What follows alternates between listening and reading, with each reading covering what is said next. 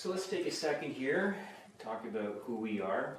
My name is Matthew. I've been doing duct cleanings now for almost 10 years. It's been a good 10 years. My brother, Tim. Hi, my name is Tim. We are twins. Oh, obviously.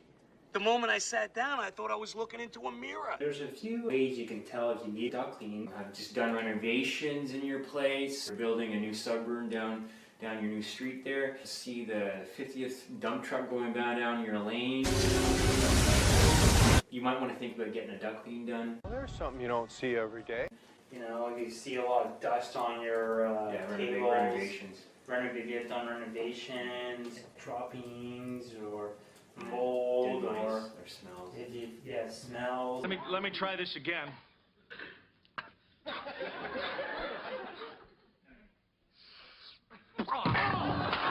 Filter more than one time a month, you might need a duct cleaning. If you haven't never even had a duct cleaning done before, you might want to think about getting your ducts clean. A good way to tell if you need duct cleaning is by opening up one of your return air registers. If you see a lot of like pet hair and pet dandruff in there, that's an easy way to tell if you need a duct cleaning. If you think you need a duct cleaning and you're not 100% sure, you need to send us an email and or call us up and we can discuss what your options are.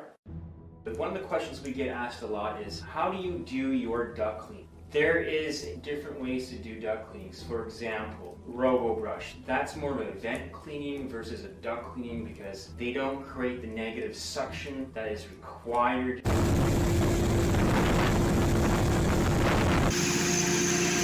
They're not using alignment tools to dislodge debris inside your ducts.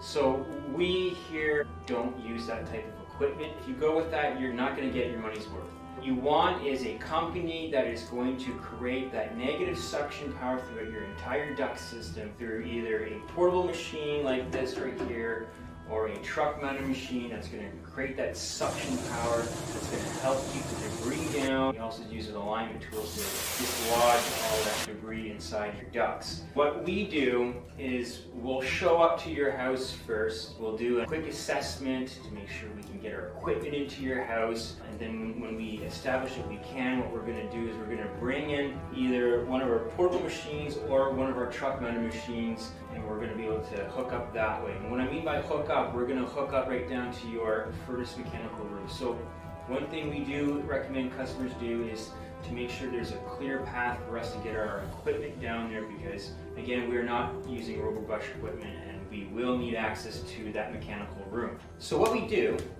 is we'll hook up to the heat side first. Then what we're going to do is we're going to run hose, air compressing hose, from our vehicle to the furthest room of your home.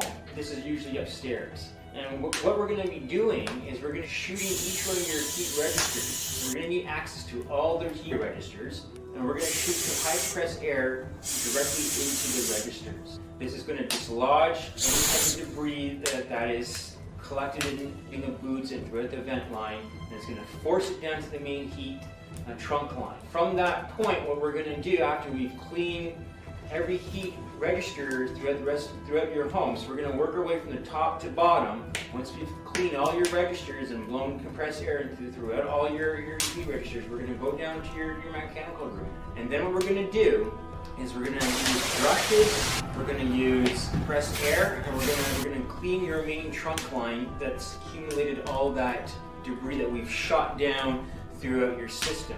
Since we have this negative suction machine going on, this is going to keep the dust down, and it's going to force all that accumulated debris, and it's going to force it into this machine or into our truck mounted machine. And then from there, we'll use brushes, Versaline hose, spray gun, which has got high pressed air in it, and we're just going to spray your ducts to make sure it's all clean. Then what we're going to do is we're going to go to the return side. The return side of the duct system is more dirtier than the heat side. You see on most duct cleaning website with all the cat hair, that's the return side. You're gonna get dirt in your heat side, but it's more so in the return side. That's why if you're getting a duct cleaning done, you have to get the return side clean.